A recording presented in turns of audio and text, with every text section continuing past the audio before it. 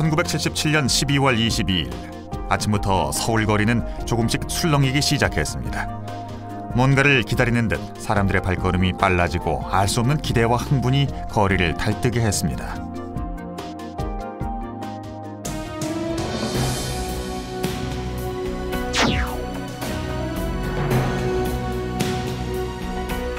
수출 100억 불 고지 점령. 대한민국은 그 순간 세계의 주목을 받습니다.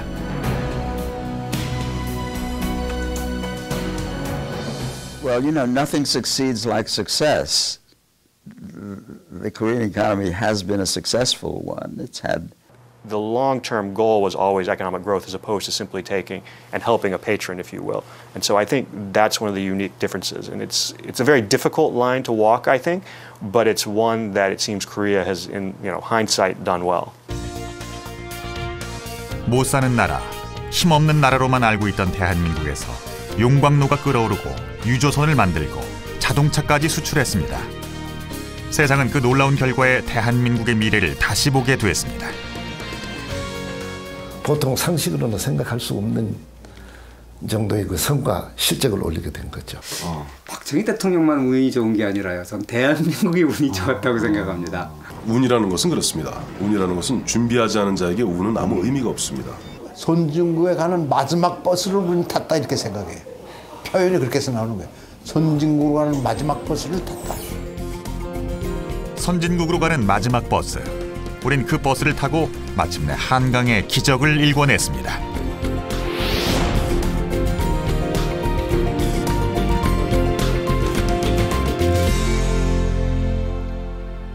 지난 1977년 우린 전 세계적으로 유례가 없는 쾌거를 일궈냈습니다.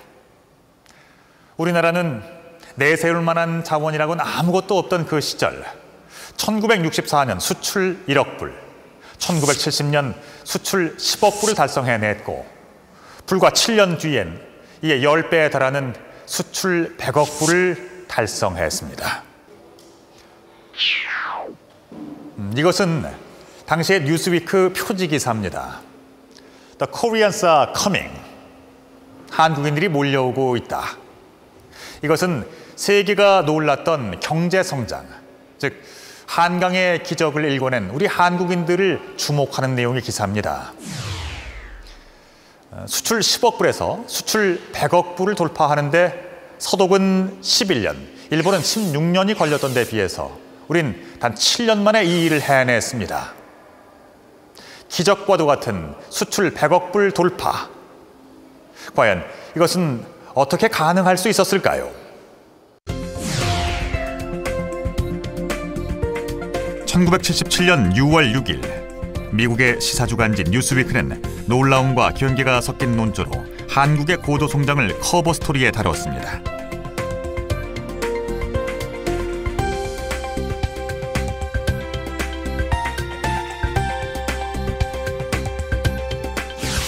그리고 정확히 반년 후 수출 100억 불 달성으로 뉴스위크의 기사는 현실이 됐습니다.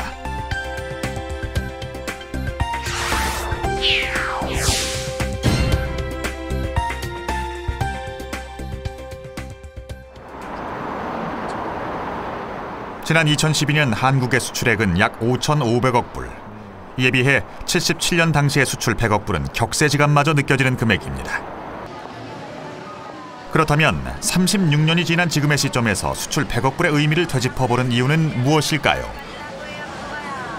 다시 70년대 초반으로 들어가 보면 어마어마하게 높아 보였던 그 고지를 세월이 지나고 나서 이렇게 반추해 보면 아주 작은 고지를 하나 넘은 그 고지를 탈환했다는 자신감. 영국 경제 180년 동안 이루었던 성장 과정을 18년 동안에 압축 성장했다. In some ways, Korea took a risk. Other countries like Taiwan were sort of early, industrial developers in terms of export-promoted growth, but really this was sort of a new path. Not many countries had pursued export promotion as a growth strategy. So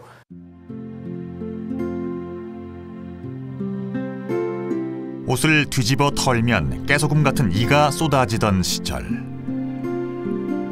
1960년대 초 우리나라는 미국의 원조 물자의 생기를 의존해야 했던 가장 못 사는 나라 중에 하나였습니다. 인구는 많은데 일자리는 턱없이 부족했고 대다수의 국민은 가난했습니다. 1인당 GNP가 67달러. 하루 3끼는 고사하고 내일의 끼니도 장담할 수가 없었습니다. 해가 길잖아요. 요새. 해가 제일 길잖아. 그때 점심을 굶어. 점심은 쪄걸고 아침에 한 숟갈 요기하고 저녁에 이제 밥 먹고 하고. 그 없는 사람은 그랬어요. 다 거지지. 그냥 양키복만 쪼꼬리 또 하면서 돌아다니는 게 뭐 애들은 다 그거 했으니 거지지 더 이상 뭐 있어요. 굶주림 해결이 지상 과제였던 시절. 그 시절을 살아낸 어르신들이 한자리에 모였습니다. 가련 초등학교 10회 동창회. 반세기도 훨씬 이전에 이 학교를 다녔던 분들입니다. 지금은 이건 뭐 그냥 대골이 대골. 아유, 저 양반. 와. 우리는 이기동 선생님밖에 모르는 거 아니야? 맞아요. 그 밑에 선생님. 전쟁을 겨우 벗어난 대한민국은 학교도 학생도 초라했습니다. 하지만 당시의 어머니들은 초등학교라도 나와야 배골치 않고 산다며 아이들을 학교로 보냈습니다. 그렇게 먹고 사는 문제가 절실했던 시절이었죠. 요즘 애들이 안 그러지만은 길바닥에 풀 다 우리는 뽑아서 먹었어요. 삘기라고 해가지고 그 입이 시퍼렇도록 그거 뜯어 먹었거든요. 점심이라는 걸 못 먹었으니까. 그래서 손안구를 꺾게 되면 이제 겉꺼풀을 깎고 나면 속에 이렇게 나오잖아요. 그게 맛이 있어요. 그게 알고 보면 그게 송기라고 그랬지 참. 송기. 송기라고 그랬는데 우리 날로 그걸 먹고 고기 요만한 송진이 나와. 그러면 고기 나면 그걸 꽁으로 씹으면 껌이 되더라고. 동쟁이를 뜯어 먹었는데 그것이 독이 많더라고요. 그래갖고 그걸 먹고 나면 이게 얼굴이 톡톡히 부어 이렇게. 그럼 독 올라오잖아. 독이 올라. 이들이 중학교에 진학할 무렵이 돼서도 상황은 별로 나아지질 않았습니다. 더욱이 50년대 말 미국의 원조 정책이 무상원조에서 유상원조로 바뀌면서 정부는 제일 먼저 국민의 의식주부터 해결해야 했습니다. 당시 정권을 잡은 박정희 정부도 보릿고개 해결을 최우선의 국정과제로 삼았습니다. 정부는 여한 일이 있더라도 국민들을 굶기지 않도록 정부의 책임을 다할 것을 굳게 다짐하는 바입니다. 제1차 경제개발 5개년 계획. 그것은 우리가 먹고 입을 것을 스스로 해결하는 것이 목표였습니다. 하지만 1차 년도의 성장률은 2.2%. 기대치의 절반에도 못 미치는 결과에 정부는 경제정책의 방향을 바꾸게 됩니다. 자립경제를 목표로 해서 우리가 다 만들자 이렇게 생각을 했지요. 그런데 그렇게 해보니까 문제가 뭐냐면 우리 석유 한 방울도 안 나잖아요. 네. 석유 사와야죠. 당시에 식량도 부족하잖아요. 네. 식량도 사와야죠. 네. 뭐 공업 원료도 사와야죠. 네. 사와야 되는데 돈이 없는 거예요. 언제까지 남한테 빌려서 그걸 다 합니까? 그러니까 결국 수출을 해야 이런 걸 사올 수 있는 돈이 생기겠구나. 필요자금 확보를 위해 경제정책의 무게중심을 수출로 옮겼습니다. 자본도, 자원도, 기술도 없는 나라에서는 오직 수출만이 해결책이었죠. 팔 수 있는 것은 뭐든지 팔아야 했던 시절, 당시엔 여성들의 신체 일부가 귀중한 수출품으로 손꼽히기도 했습니다. 처녀가 머리를 숱이 많아가지고서 오래 즐기고는 시집갈 혼수를 다 장만하거든. 한다든요. 그게 시집을 잘 갔다는 게. 굉장히 머리카락이 고였어요. 막 머리 빗어서 이렇게 뭉쳐놓은 거 그것도 다 샀어요. 우리나라는 금년에 200만 달러 이상의 외화를 벌어들일 것으로 기대되는 괴상하고도 잘 알려지지 않은 수출품을 가지고 있습니다. 그 수출품은 가발인데 가발 생산 공장은 4곳 모두 1964년 미국이 중국산 가발의 수입 금지 조치를 취하면서 가발은 외화벌이의 1등 공신으로 등장합니다. 가발은 40여 종의 스타일. 한때는 가발이 수출량의 약 10%를 차지할 정도였으니 여성들의 공을 톡톡히 본 셈입니다.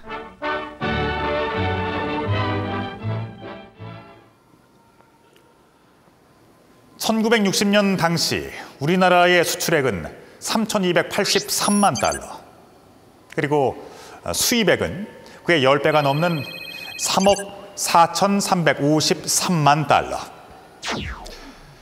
그나마 수입의 대부분은 의식주와 관련된 생필품이었습니다. 이 의식주 문제를 해결하기 위해서 뭐든 내다 팔아야만 했던 시절이었는데요. 그 가운데는 우리가 생각지도 못했던 수출품까지 등장합니다. 수출 입국으로 기반을 다지던 시기, 당시 수출품은 우리의 경제 상황만큼이나 궁색하고 어설펐습니다. 수출품이라고 해봐야 공산품은 극히 일부에 불과했고 돼지, 합판, 철광석과 같은 1차 상품이 대부분이었죠. 우리가 가진 것 중에 돈이 되는 것은 무엇이든 다 수출했던 시절, 한때는 오징어가 영광을 누리기도 했습니다. 심지어는 넝마도 팔았고요, 뱀도 팔았고요, 다람쥐도 팔았고요, 또 오징어도 팔고요. 한때는요 우리 수출품목 가운데 오징어가 5위까지 올라간 적도 있어요. 별의별 아이디어가 다 나왔는데 재밌는 것은요, 아프리카 사람들은 피부가 검으니까 우리 그때 그 크림이 있었습니다. 일본 말로 구루무라고 하는데, 크림을 하얀 크림을 수출해서 바르면은 아프리카에 수출이 잘 될 거다 하니까 그 당시 상공부 장관이 이 사람아 크림을 바른다가 까만 얼굴에 하얘지나 하면서 뭐 핀장겸. 결국 궁하면 통한다는 말처럼 한국은 당시 기상천외한 수출 품목들을 만들어내기도 했습니다. 대표적인 것이 쥐가죽 수출입니다. 실체를 알면 눈살을 찌푸릴 쥐가죽은 코리아 밍크로 둔갑했고 모자, 가방, 목도리, 코트 등 다양한 형태로 5대양 6대줄을 누볐습니다. 이 아이디어는 쥐잡기 운동에서 나왔습니다. 잡은 쥐를 처리하다가 떠오른 아이디어였죠. 한 마리의 삼원, 궁색한 살림에 잠시 미소가 번지기도 합니다. 그 당시 농촌에 쥐잡기 운동이 있어가지고 쥐를 많이 잡았어요. 그러니까 쥐에서 쥐 가죽을 가지고 짜깁기 해가지고 코트를 만들어서 팔면 좋다. 말하자면 그것을 코리안 밍크라고 그랬습니다. 당시 쥐가죽의 품질은 어땠을까요? 쥐가죽 공장에서 일한 경력을 발판 삼아 모피 사업으로 가업을 일으킨 박종갑 씨. 그는 쥐가죽이 크기는 작았지만 제법 쓸모 있었다고 얘기합니다. 토끼털을 옷 만드는 줄 알았지 쥐털 가지고는 옷 만드는 줄 생각도 안 했죠. 그래서 쥐털로 만들으니까 윤기도 많이 나고 찔기면서 이제 털이 좀 얇으면서 윤기가 흐르고 면적이 적으니까 이제 옷을 한 마리 만들면 보통 150마리, 200마리 가까이 들어가니까. 이것은 당시 쥐가죽을 입는 데 사용했던 봉조기입니다. 지금은 별 쓸모가 없지만 봉조기엔 쥐가죽이 호황을 누리던 시절의 추억이 남아 있습니다. 거의 수출이죠. 국내 시판은 그때 당시에는 국내에서 입는다는 건 조금 사치였죠, 완전히. 그때 먹고 살기도 바쁜데 거의 수출 거의 90%는 수출했어요. 당시 수출 실적을 올리는 데 가장 강력한 힘을 발휘한 것은 대통령이 직접 주관하는 수출진흥 확대 회의였습니다. 1965년부터 매달 한 차례씩 열린 이 회의에는 관련 부처 장관들은 물론 기업인들까지 참석했습니다. 여기서 수출 현장의 문제점들이 즉시 해결됐고 지원책들도 마련됐습니다. 대통령이 그 회의에 계속 참석을 하고 거기에서 거의 회의가 끝날 때쯤 되면 대통령이 한 10분 정도 해가지고 발언을 하시거든요. 지시라든가 이런 식으로 해가지고 발언을 하는데 그 내용들이 굉장히 이게 회의가 나름대로 수출을 증대시키는데 굉장히 중요한 역할을 했다라고 생각이 되고. 또한 새로운 수출용 상품이 나올 때마다 회의장 옆에서는 전시회가 열렸습니다. 당시 박정희 대통령은 수출에 관한 한 모든 것을 직접 확인하고 관리하는 체제를 만들었습니다. 만 거라도 내기랑 그대로 결정되고 요거에 대해서는 수송이 잘 안 됩니다. 수송 문제가 해결되고. 그러니까 어떻게 되냐면 수출에 대해서 모든 것이 즉석에서 결정이 되는 거예요. 내 친구들이 대만하고는 관계가 있어서 그러는데 참 한국은 말이죠. 이래 먹기 쉽단 말이죠. 왜냐면 자기네들은 법안 고치려면 2년 걸리는데 한국이니까 한 달이 되더라 이게. 무역의 관계에 대해서는. 그렇게 부러워하더라고요. And you can see this with other developing countries now, is that those who follow, an appropriate mix of policies can actually move much quicker because essentially it's, low-hanging fruit. You can see what people have done, what they've done right, what they've done wrong. You can make adjustments, and this was one of the unique aspects of sort of Korea's approach. 수출진흥 확대 회의는 1979년 대통령 서거시까지 총 177회, 매달 한 번도 거르지 않고 계속됐습니다. 수출진흥 확대 회의에서는 어떤 문제점들이 논의되고 처리됐을까요? 당시 기록이 남아있는 국가기록보관소를 찾았습니다. 이 회의라는 건 이건 안 되는 걸 여가서 이래 돼서 안 됐습니다 하는 그런 안 된 보고가 아닙니다. 이건 안 되는 걸 어떻게 하면 될 수 있느냐 하는 그 문제를 우리가 여기서 검토하는 것이 무역 확대 회의지, 이렇게 경기가 나쁘니까 안 됐습니다 하는 그런 보고하는 회의가 아니다는 걸 확실히 알아야 됩니다. 중동 지역에 가서 숙박하는 고토라 직원의 말단 직원의 여비가 숙박비가 16불입니다. 근데 중동 지역에 가서 이 자리에 계시는 분들이 가보셨지만 대개 아시겠지만은 중동 지역에 가서 16불 주고는 도저히 잘 수가 없습니다. 우리 코트라에서는 직원들 출장 갈 때 여기 연례시키네. 코트라 사장에 나와 있죠. 코트라. 지금 일반 직원은 62불로 되어 있습니다. 그거 가지고 그거 가서 숙박할 수 있나요? 지금 다른 업계에서 중동 진출한 기업가들 나와 있죠. 제 제자 가운데 한 명도 그걸 가지고 박사학위 논문을 썼어요. 근데 거기를 보면은 이래서 그렇구나 이걸 이제 알 수 있어요. 뭐냐면 소통입니다. 소통. 한번 생각해 보십시오. 이 대통령 최고 권력자와 이 재벌 총수들이 만나는 게 이렇게 쉽지 않습니다. 그런데 그때는 매월 이 경제 관료들하고 최고 총수권자가 만나서 직접 그 기업들로부터 현장의 목소리를 듣는 거예요. 수출 애로사항이 뭐냐? 이번에 목표를 달성하는데 뭐가 애로사항이냐? 이렇게 묻는 거예요. 그럼 실시콜콜한 얘기까지 다 합니다. 가까이 숙박비 문제는 제가 보기엔 대업체는 별 문제가 없으리라고 생각합니다. 처음으로 나가는 중소업체라든가 재력이 풍부치 못한 또 경험도 없고 그게 지사도 없고 과거에 나가본 사람도 별로 없는 초행하는 회사의 그 사원들이 그 회사 사장이 이제 실정을 모르기 때문에 또 자금 사정도 어렵고.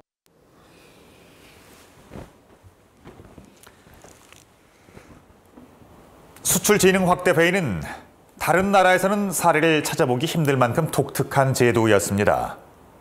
매달 한 번씩 대통령을 직접 대면하고 애로사항을 호소하면 그 자리에서 문제가 해결되곤 했던 수출진흥 확대 회의.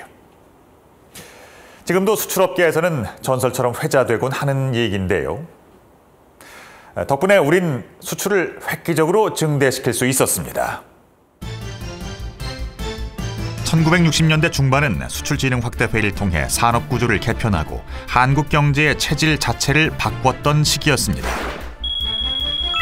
그리고 그 결과 수출 1억 불을 돌파한 지 불과 3년 만에 3억 불을 돌파하는 경이적인 기록을 세웁니다. 3억 달러를 돌파해야 되는데 어깨 죽을 지경이 되고 그거 맞춰놓으려면 말이죠. 그러니까 어깨선 못하겠어 하는 얘기에 결국 좀 느슨하게 좀 해주셔야 하는 얘기. 안 됐단 말이야. 3억 불다 이게. 이렇게 나가는 거예요. 그 다음부터 계속해서 50불씩 나가는 거예요.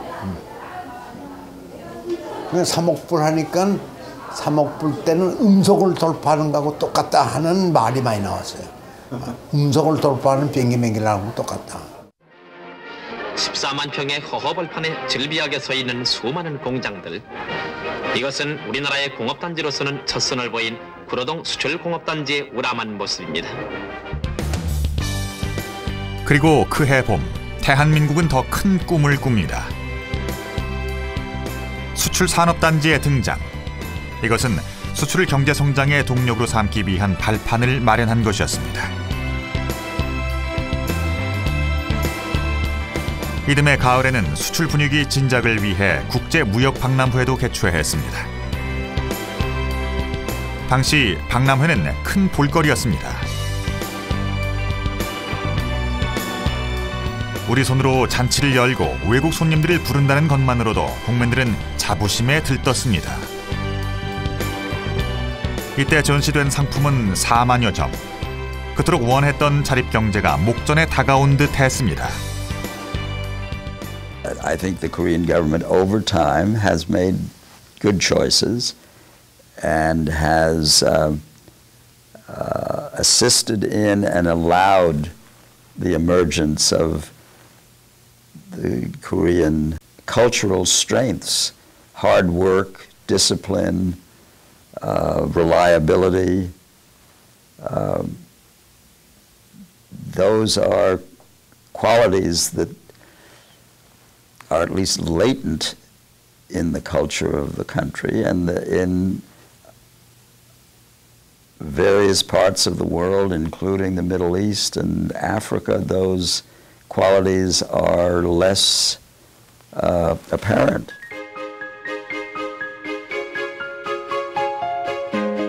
우리나라가 바닥에서 일어서던 시기, 가슴 아픈 사연도 많았습니다. 1963년 수많은 젊은이들이 생계를 위해 독일 광부 파견에 지원했습니다.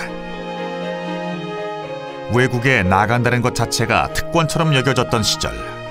그러나 현실은 녹록치 않았습니다. 지하 1000m, 섭씨 40도가 넘는 막장. 석탄먼지 가득한 지하경에서 일하다가 진폐증에 걸리는 경우도 허다했고 지지대가 무너져 목숨을 잃는 이도 있었습니다. 파견 기간 3년만 참으면 나도 잘 살 수 있다는 희망. 그것만이 유일한 위안이었습니다. 지금의 눈으로 보면 야 정말 어떻게 사람이 이럴 수가 있냐 이런 건 사실입니다. 근데 그때 당시에는 그거라도 일을 안 하면 먹고 살 길이 없었으니까 남의 집에 가서 요새는 파출부라 그러죠. 남의 집에 가서 일을 하는 것보다 그게 그래도 낫다고 생각하니까 그렇게 갔던 거거든요. 70년대 후반까지 독일행 비행기에 오른 광부는 8천여 명, 간호사도 11,000여 명이나 됩니다. 이국 땅에서 흘린 땀과 눈물. 그러나 이들이 구국으로 보낸 1억 불은 한국 경제를 일으킨 종잣돈이 됐습니다. 그리고 베트남 파병도 경제 건설의 길목에서 필요한 결정이었습니다. 기간 산업 육성에 동원될 막대한 자금과 기술 지원을 위해선 미국의 지원이 절실했던 겁니다. 8년간 32만여 명의 전투 요원과 함께 약 4만 명의 기술자가 베트남에 파견됐습니다. 1965년부터 한 73년까지 한 8년 3개월 동안 베트남에 한 32만, 연인한 32만 명을 파병합니다. 근데 그 32만 명을 파병하면서 우리가 미국으로부터 받은 군사 원조가 31억 달러예요. 근데 아시겠습니다만은 기술자들이 거기 함께 따라갔던 것입니다. 현재 좀 세계적 기업으로 커 있는 현대라든가 삼한, 대림, 동아, 거기다 대한항공의 전신이라 할 수 있는 한진 등이 당시 베트남에 또 캄보디아에 함께 따라갔습니다. 그러면서 거기서 한 8년여를 갔다가 기술을 연마하고 그다음에 노하우를 축적하게 되죠. 파병 장병 수당을 비롯해서 전투요원과 기술자들이 8년간 벌어들인 외화는 50억 불. 이 돈은 2억 불이 요구되는 구로공단 조성에 큰 밑거름이 됐고 당시 경부고속도로 건설에 중요한 재원이 되기도 했습니다.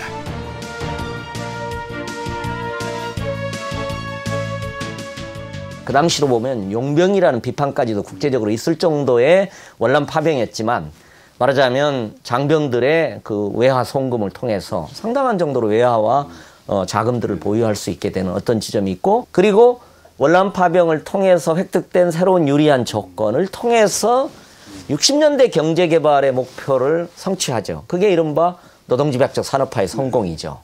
그게 이제 한국 경제로서는 1차적인 도약이죠. 전쟁 이후 격동기에 성장한 한국 경제의 성공 뒤엔 경제 관료들의 역할도 컸습니다. 재무부 장관, 부총리 겸 경제기획원 장관직을 맡아 70년대 경제 개발을 주도한 남도구 장관도 그중 한 사람입니다. 그 당시에 제2차 오개는 따로 기억을 하는데, 그때 제2차 경제개발 5개년 계획이라는 것이 정부가 작성하지 않아요? 네. 이제 그러면 그것을 평가를 해요. 평가회의가 일어났지. 그런데 그때마다 박 대통령이 꼭 참석을 했어요. 당시 서강대 경제학 교수였던 남덕우는 제2차 경제개발 5개년 계획의 평가 교수단으로 자문을 맡게 됩니다.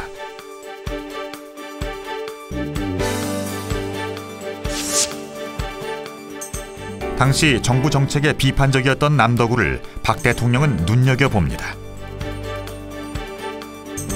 그에 대한 박 대통령의 애정은 미국 연수를 떠나는 남 교수와의 만남에서 나타납니다. 갔다가 반드시 돌아옵니까? 예. 집안의 처자와 부모는 어떻게 하고 갑니까? 누가 따라갑니까? 그냥 두고 저 혼자 갑니다. 집 걱정은 하지 말고 연구 열심히 하고 돌아오시오. 1969년 미국 연수를 마치고 온 남덕우는 재무부 장관으로 발탁됩니다. 재무장관이 됐더라고. 그래서 이제 사령장을 받았죠. 사령장을 주더니 박 대통령이 좀 앉으시오. 그게 앉으라고 그러더니 그분도 담배를 넣는데, 그때도 나도 줄담배를 폈거든. 그래서 나한테 담배 하나를 구원하면서 남 교수 여태까지 정부 하는 일에 대해서 여러 가지 비판 많이 하던데 이제 맛 좀 봐. 그래서 내가 쓴맛 단맛을 14년 동안 본 거예요. 그러셨군요. 남덕우가 재무부 장관에 오르면서 서강대 교수들의 경제정책 참여가 늘었고, 일명 서강학파는 한국 경제의 성장을 이끌게 됩니다. 수출 3억 불 달성 2년 만에 수출 7억 불 달성, 10억 불 고지가 눈앞에 보이는 순간이었습니다. 우린 민족 중흥의 역사적 사명을 띠고 이 땅에 태어났다로 시작하는 국민교육 헌장, 그리고 잘 살아보세.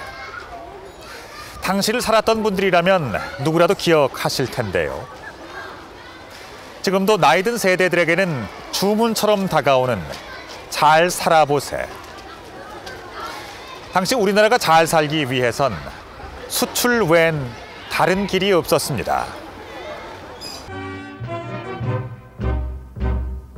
눈부신 저 국간설 태양도 바다. 수출 행진곡은 1970년에 발표되었습니다. 수출을 독려하고 국민들의 사기를 진작하기 위해 발표된 곡이었습니다. 줄기차는 역으로 수출 열려서 가파르고 힘겨운 수출길. 그러나 멈추고 뒤돌아서면 가난이 턱까지 차올랐던 시절의 해결 방법은 앞으로 전진, 그 길밖에 없었습니다. 오대양 육대 들어 뻗어나가자. 수출 입국, 수출 제일주의, 총력, 국민이 전부 참여하는 총력 수출 체제, 이런 것을 저희 구축했다고 봐야죠. 박정희의 경제개발 드라이브가 위로부터 전개되면서 그것을 어떻게 보면 하나의 통로로 해서, 공간으로 해서 잠재되어 있었던 대중의 그 역동성, 경제적 열정, 에너지, 다이내미즘이 분출했던 것이 아니냐. 사실은 그래서 박정희의 리더십의 역할도 일정하게 있고 박정희의 전략적 선택의 역할도 있겠죠. 그러나 궁극적으로는 그것이 대중의 열정이라는 저수지가 있었던 것이죠. 1억 달러의 벽을 깬 지 6년 만에 수출 10억 불 돌파. 사람들은 그것을 기적이라 부르며 감격했습니다. 그리고 그때 당시의 감격을 청와대 경제수석이었던 우원철 씨는 회고록에서 이렇게 추억합니다. 은행으로부터 입금 완료라는 통보가 왔다. 모두 기쁨의 환성을 일렀다. 이 장관은 즉시 대통령에게 보고를 했는데 박 대통령으로부터 어떤 치안의 말을 받았는지 이 장관의 눈치율이 적치고 있는 것이 안경으로 보였다. 그리고는 국과장에게 수고했어 하고는 지갑을 꺼내 수표 몇 장을 주면서 직원들과 술이나 한잔 해라고 했다. 직원들은 마음껏 먹고 나서 케이크 한 상자씩을 살 수 있는 금액이었다. 이런 거는 애적 얘기는 재미나잖아요. 수출 10억 불. 이 10이라는 숫자는 작지만 의미 있는 숫자였습니다. 이 두 자리 숫자는 배고픔의 시대를 벗어나게 해줬습니다. 70년 10억 달러 수출할 당시에 우리나라를 어떻게 표현할 수 있을까요? 국민이 굶어 죽지 않을 정도로 됐어요. 제일 중요한 거예요. 그 무슨 얘기냐 하게 되면 말이죠.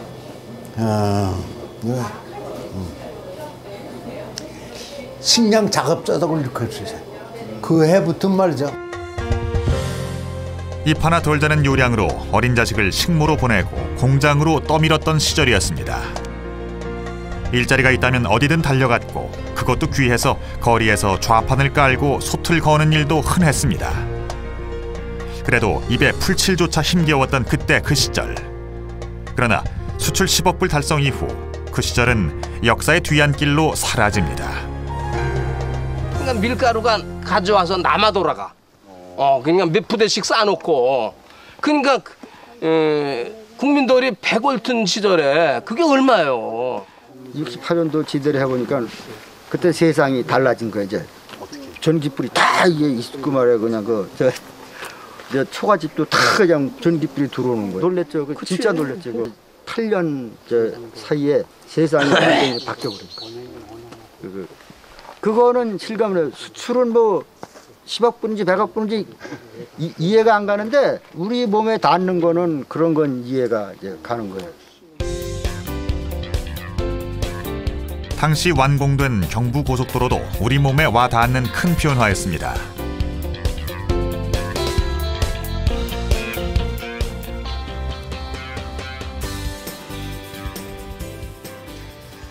수출 10억 불 달성은 보릿고개로부터의 해방을 의미합니다. 적어도 굶주릴 걱정은 이제 덜게 된 것이죠. 자, 이제는 우리도 잘 살 수 있겠구나 하는 기대를 하고 희망을 갖게 될 무렵 정부에선 중화학공업화 선언을 합니다. 당시 국내의 경공업 위주의 산업구조를 중화학공업으로 개편하지 않을 경우 획기적인 수출 증대가 불가능하기 때문입니다. 그러나 정부의 이러한 선언은 많은 우려를 낳았습니다. 이미 남미와 동남아 여러 나라들에서 실패를 거듭하고 있었고 우방국인 미국조차도 걱정스러운 눈빛을 보낼 정도였으니까요. 그럼에도 불구하고 정부는 국운을 걸고 중화학공업의 길을 선택하게 됩니다. 1973년 박정희 대통령은 연두 기자회견에서 중화학공업화를 최초로 선언합니다. 우리나라 공업은 이제 바야흐로 중화학공업 시대에 들어갔습니다. 따라서 정부는 이제부터 중화학공업 육성의 시책의 중점을 두는 중화학공업 정책을 선언하는 바입니다. 5개년 계획 기둥이 될 울산공업센터의 기공식이 사실 중화학공업화 정책은 박정희 대통령이 집권 초기부터 설계도를 조망해온 야심작이었습니다.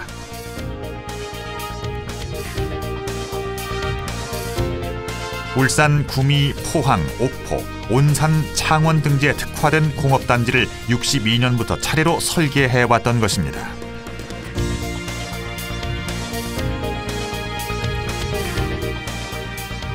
하지만 반대 여론도 만만치 않았습니다.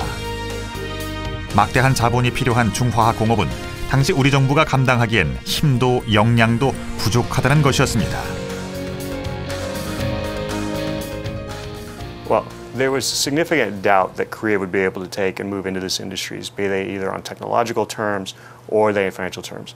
Investing in these types of industries, be they chemical, be they other heavy industries such as shipbuilding, requires a significant amount of capital as well.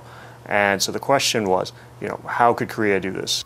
그러니까 중화공업화는 당시로서 보면 미국도 만류를 했고 상당히 무모한 모험적 결정이었던 건 사실입니다. 중화공업화라고 하는 것은 자본 집약적이거든요. 훨씬 더 많은 경제적 자원들을 집중시켜줘야 되는 그런 어떤 무모한 그리고 국내적으로 보는 상당히 위험 부담이 되는 결정이었거든요. 현재 한국은 철강 산업 세계 6위, 석유와 정유는 각각 5위와 7위, 조선은 2위, 자동차는 세계 5위를 달리는 중화학공업 강국입니다. 하지만 70년대 초반 중화학공업은 넘을 수 없는 장벽처럼 여겨졌습니다. 성공을 장담한 이는 오직 대통령 한 사람이었습니다. 오원철 씨의 저서엔 당시 박 대통령의 답답한 심정이 그대로 나타납니다. 나는 전쟁을 하자는 것이 결코 아닙니다. 일본은 전쟁을 일으켰는데도 국민들이 기꺼이 따라주었습니다. 나는 6.25와 같은 전쟁의 재발을 막으면서 평화 통일을 하자는 것이지 동족 상잔의 전쟁을 하자는 것이 아닙니다. 이런 목적 아래 중화공업을 추진하는 것입니다. 100억 달러가 소요되는 중화공업을 건설하자면 국민에게 큰 부담을 주는 것도 사실입니다. 그러나 중화공업은 꼭 해야만 합니다. 그 결과는 역사가 증명해 줄 것입니다. 일본은 해서는 안 될 전쟁을 하는데도 국민들은 따라줬는데 박 대통령은 우리나라가 꼭 선진국 되기 위해서는 중화공업이 필요하다고 결심을 했는데 왜 안 따라주냐 이게.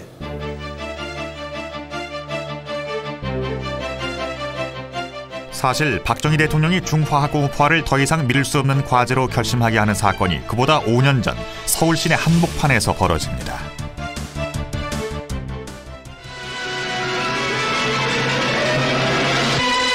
(1월 21일) 밤 10시경 북한군의 무장 간첩단이 어둠을 타고 감히 서울까지 와서 난동을 부렸습니다.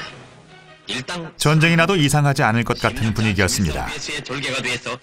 무장공비 31명의 청와대 습격 미수 사건은 자주국방의 필요성을 절감하게 합니다. 이렇게 나타빠져 있습니다.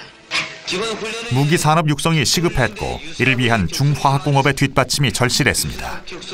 우리가 월남전에 파병을 하고 상당히 그 첨단 그 무기를 우리가 접할 기회를 가졌는데 이런 것을 우리가 자체 생산을 해냄으로써 기본적인 어떤 그 방인을 할 수 있겠다. 이런 상황에서 1969년 닉슨 대통령은 이른바 닉슨 독트린을 발표합니다. 닉슨 독트린은 아시아 국가들의 안보 문제를 스스로 책임질 것을 요구하는 것이 주요 골자였습니다. 그 닉슨 대통령이 이제 괌 선언을 하면서 아시아로부터 이제 철수하려는 움직임. 그러니까 사실 2중 3중에 그런 그 위협에 놓여 있었다. 그래서 거기에 대한 여러 가지 이제 군사적 조치라든지 또 경제 발전을 하는 것만이 유일한 그 남북 관계나 또는 북한의 무력 통일 위협으로부터 우리를 지킬 수 있는 방법이다. 이런 그 결단을 내리게 된 배경이 아닌가 이렇게 생각이 됩니다. 중화학공업화를 더 이상 지체할 수 없는 상황. 그러나 자금이 문제였습니다. 총 예산 100억 불 가운데 종잣돈 27조 원을 조달할 방안도 막막했습니다. 경제 운명을 걸고 중화학공업 해보려고 그러니 장관 적극적으로 좀 협조를 하시오. 이러더라고. 날 설득을 하더라고. 거기서 내가 뭐래 그래. 그러니까 알겠습니다. 그래서 물러나가지고 그러면 이것을 어떻게 하나 하다가 국민투자기금이라는 것을 상조하게 되는 거죠. 당시 남덕우 장관은 유동성이 낮은 저축성 예금 1년 증가액의 20%를 가지고 국민투자기금을 마련했습니다. 기금 형식으로 자금을 마련하면 얼마든지 운용이 가능했기 때문입니다. 그걸 만들어가지고 이제 대통령한테 복명을 한 거지. 그 앞으로 이렇게 하겠습니다 하겠더니 대통령이 그렇게 돼서 이제 됐구만. 좋아하더라고. 또한 수출 진작을 위해 수출진흥확대회의 위원수를 15명에서 24명으로 대폭 늘리고 각계를 망라한 수출진흥기구로 확대시켰습니다. 박정희 정부가 64년에 수출 주도로 바꾼 다음에 65년부터 청와대에서 이제 이 수출 관련자 회의를 합니다. 그러다 나중에 이걸 확대를 해가지고 전 경제 관료 장관들 다 모이게 하고, 그 다음에 이제 수출 많이 하는 기업 총수들 전부 다 모여가지고 한 달에 한 번씩 연례 회의를 합니다. 박정희 대통령이 직접 주관을 하죠. 그러면서 처음에는 한 20여 명이 멤버였는데 그 250명까지 늘었습니다. 그건 대단한 거였죠. 진짜 세계에서 그런 유례가 없을 정도로. 예. 강력하고도 일사불란하게 움직이던 수출 지원 체제는 1973년 또 하나의 기록을 세웁니다. 수출 30억 불 달성. 그러나 그때 한국은 위기를 맞습니다. 세계의 화약고 중동은 다시 불타오르기 시작합니다. 67년 3차 중동전의 참패를 서력하기 위해 이집트가 이스라엘을 선제 공격했습니다. 이스라엘을 지원하는 서방 세계에 분노해 아랍은 석유를 무기로 단결했습니다. 원유 수출 가격을 크게 올리는 동시에 생산량까지 줄였습니다. 이스라엘을 돕는 서방 국가들에 대해서는 원유 공급을 중단하는 조치까지 취했습니다. 73년도에 제1차 오일 쇼크가 전 세계를 휘몰아칩니다. 휘몰아치는 가운데 기름값, 원유값이 천정부지로 뛰어오르고 오일 쇼크 같은 것들이 굉장히 충격인 거죠. 그러니까 그 전까지는 감내할 만한 방식으로 유지되는데 오일 쇼크가 되면 서민 경제에는 직격탄이 되는 것이죠. 우리도 석유 파동의 파장을 고스란히 맞았습니다. 유가는 4배 이상 뛰었고 버스가 한때 운행을 중지하는 사태도 벌어졌습니다. 그때 오일 쇼크 해결책은 지구 반대편에서 찾아옵니다. 사실은 종합공업 초기의 1차 위기는 73년 석유 위기죠. 오일 쇼크죠. 그런데 이제 그 과정에 또 하나 행운이 찾아오는 거죠. 그것은 중동 특수죠. 그러니까 역설적으로 월남 파병이 일정하게 박정희 정권의 경제 개발에 추동력을 줬던 것처럼 중동 특수가 위기에 처한, 그리고 종합공업화를 추진하고자 하는 박정희 정권에는 행운의 조건이 된 거죠. 오일달러 확보, 이른바 중동 특수는 삼환기업이 사우디 고속도로 공사를 수주하면서 시작됐습니다. 그리고 이듬해 삼환은 1.2km 공항도로를 40일 이내에 완공해달라는 무리한 요구를 받게 됩니다. 베트남에서 재득한 공기 단축 신화가 탄생하던 순간이었습니다.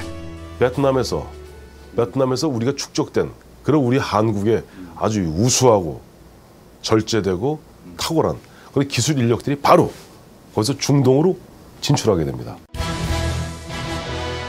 1976년 드디어 한국은 오일 쇼크를 중동 특수로 180도 전환하는 신화를 쓰게 됩니다. 그 신화의 주인공은 정주영 현대건설 회장이었습니다. 중동에 가서 그 더운데 어떻게 일하냐, 전부 다 부정적일 때 우리 잘 알고 있잖아요. 이분은 거기가 그 건설을 하려면 비가 와서 맨날 못하는데 비 안 오니까 얼마나 좋냐. 완전 역발상이에요, 그렇죠?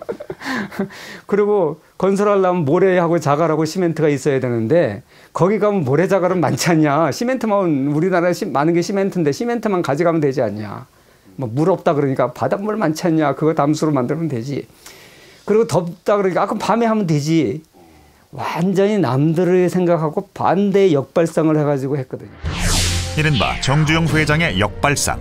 그는 9억 3천만 불 수주라는 경이적인 기록을 세웁니다. 주베일 공사라고 사우디아라비아에서 한 9억 달러짜리, 당시로서는 아마 9억 달러면은 전 세계에서 가장 큰 규모의 공사를 갖다 현대건설이 수주하게 됩니다. 선수금이라고 그래가지고 미리 그 공사를 수행할 수 있도록 선수금을 저희 발주처에서, 근데 그게 20%를 주는 계약 조건이었어요.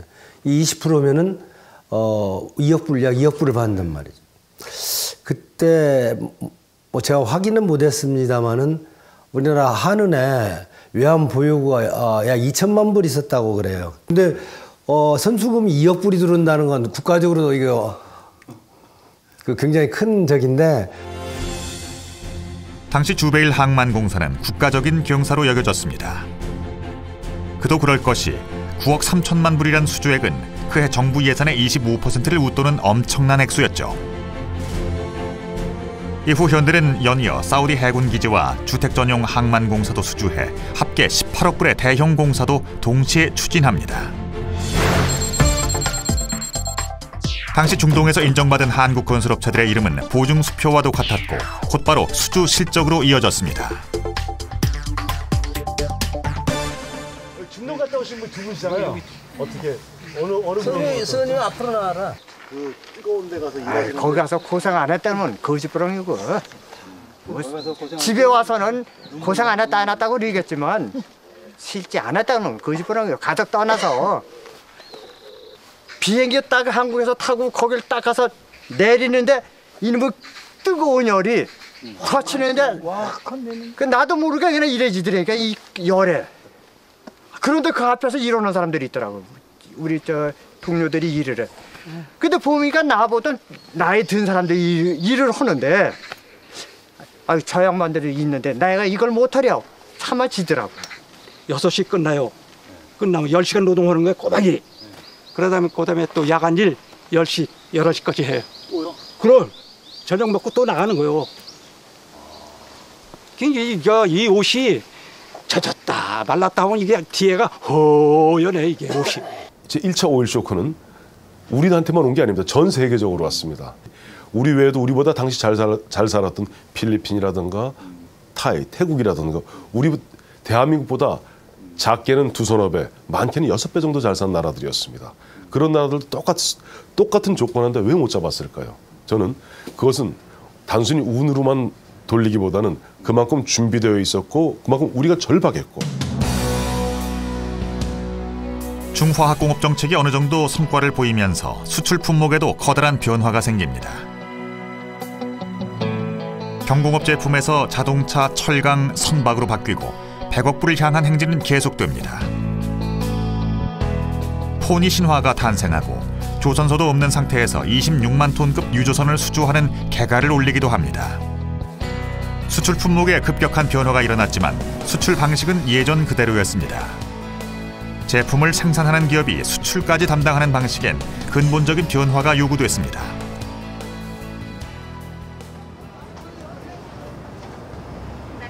수출 방식의 근본적인 변화, 이를 해결하기 위한 것이 바로 종합상사입니다.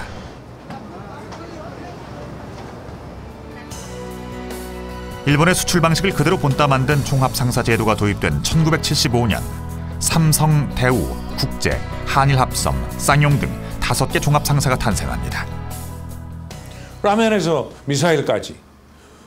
그러면 미쓰비시에서 라면하고 미사일 다 해요? 아니죠. 일본이라고 하는 나라가 생산할 수 있고 경쟁력이 있는 제품은 우리가 다 처리해 드릴 수 있습니다 하는 얘기죠. 그때는 외국 회사하고 경쟁이니까 그 입찰에 참가한 회사들의 규모나 신용이나 이런 것이 절대적입니다. 그러니까 그 개개 기업들이 조금 가서 경쟁하기란 그 당시 상황으로는 지금이야 기업들이 어느 정도 성장을 해서 세계적으로 인정을 받고 있는 기업들이 많이 나와 있지만은 그 당시에는 그 쉽지 않았습니다. 종합상사에는 꽤 많은 세금 및 금융 혜택이 주어졌습니다. 시중금리의 절반도 안 되는 금리로 돈을 빌릴 수 있었기 때문에 이제 종합상사는 마음껏 수출 전선에 뛰어듭니다.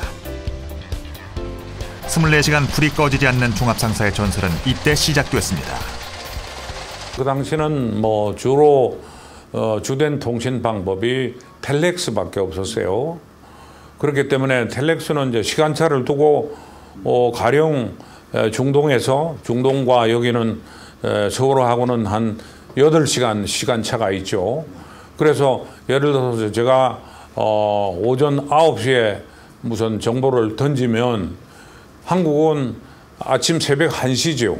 시간 차이 때문에 새벽 1시나 2시에 사무실에 나와서 이제 그 텔렉스를 보고 다시 답신을 하고 그랬는데 그때 나올 때마다 거기 있는 사람들이 너 인생을 무엇 때문에 사느냐? 먹기 위해서 사느냐? 살기 위해서 먹느냐? 그런 질문을 받고 그랬는데 이후 종합상사는 기업의 수출 창구로서 100억 불 수출 목표를 달성하는 견인차 역할을 하게 됩니다.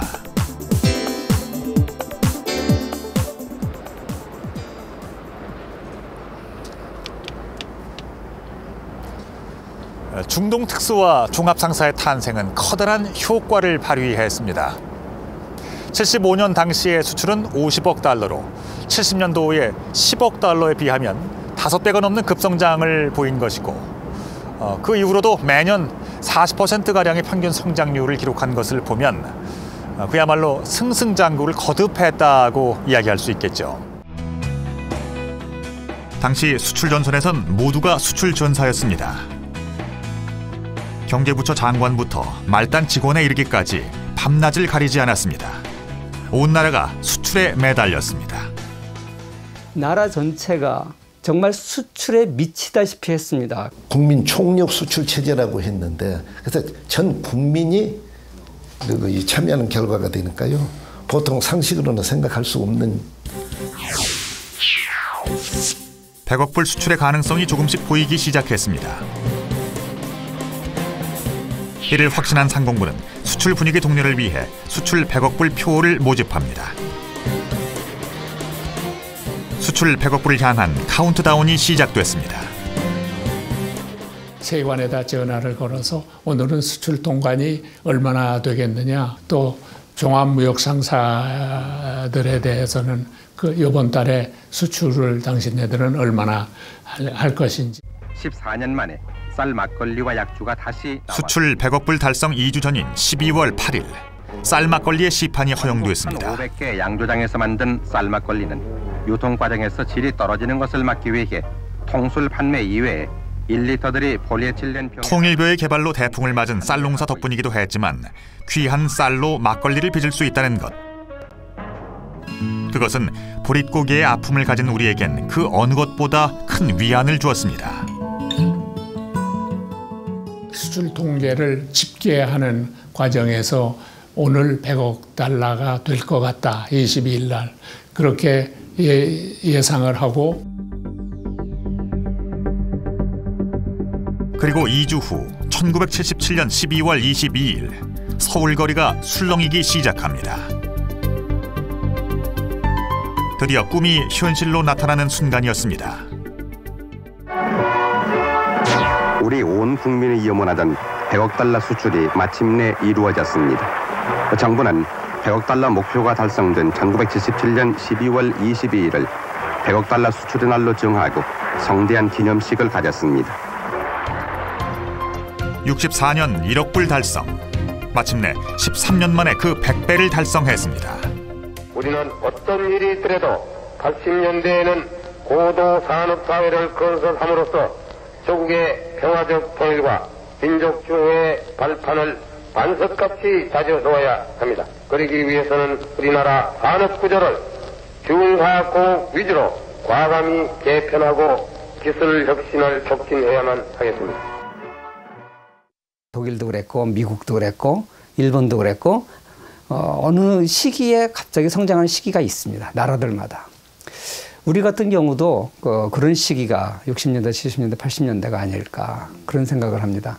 어떤 사람들은 뭐 인위적으로 그렇게 해서 성장한 거 아니냐 이렇게 얘기하는데요. 다른 나라도 인위적으로 많이 했습니다. In terms of the economic policy, I think he was right. And my guess is that even if there had been a shift in governments, that on a whole, future governments would have followed a similar economic policy. There would have been changes. Every government would have a different perspective. 제가 세상을 비교적 사는 사람으로서 보면 오늘 같은 나라 세상에 오리라고는 그 당시도 상상을 하지 못했어요. 그러나 우리의 자신감, 자긍심을 심어주는 데는 결정적인 역할을 했던 계기가 100억 불을 고지 탈환.